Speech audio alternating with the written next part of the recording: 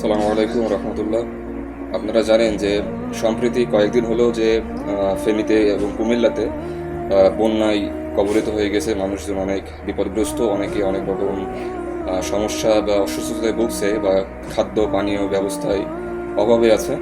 তো এরই প্রেক্ষিতে বিভিন্ন সরকারিভাবে বা বেসরকারিভাবে আপনারা জানেন যে অনেকে ত্রাণ সামগ্রী পাঠাচ্ছে এবং চেষ্টা করছে তাদেরকে সাহায্য করা। এমনকি আমাদের আসুন্না ফাউন্ডেশন পরিচালক শায়েখ আহমদুল্লাহ সাহেব জানেন যে এর বিষয়ে উদ্যোগ নিয়েছে এবং তারা ব্যক্তিগতভাবে বা অন্যান্য পারিপার্শ্বিকভাবে এরা ফান্ড হিসাবে অর্থ সংগ্রহ করে তাদেরকে সাহায্য করার চেষ্টা করে যাচ্ছে।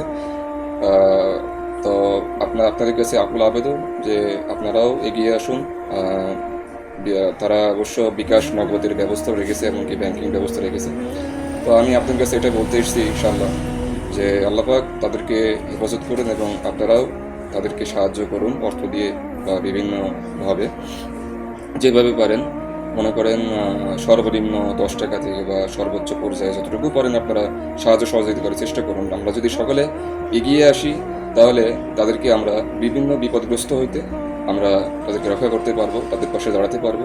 আর অবশ্যই একজন মুসলমান হিসেবে আমাদের দায়িত্ব যে আমরা জানি যে আল্লাহ পাক কোরআনে ওয়াদা করেছে যে যদি আমরা একটা টাকা দিয়েও যদি কাউকে হেল্প করি বা সাহায্য করি তো আল্লাহ পাক এর বদৌলতে অনেক গুণ বাড়িয়ে দেয়। তো এটা দুনিয়া এবং আখিরাতেই এটা আল্লাহ পাক ওয়াদা করেছে, ফায়সালা দিয়ে দিবে। হুজুর সাল্লাল্লাহু আলাইহি সাল্লাম হাদিসে বলেছে, বিভিন্ন হাদিসে বলেছেন যে যে তোমরা জাহান্নামের আগুনকে তোমরা নিভাও সদকার মাধ্যমে।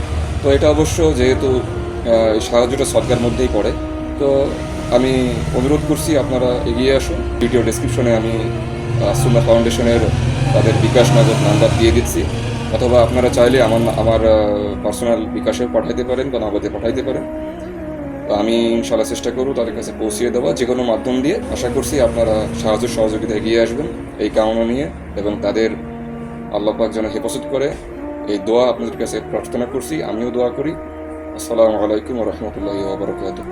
مطر يغيث من العنا كالفرج من رب السماء يحيي الحياة إذا نزل لا يمل من العطاء.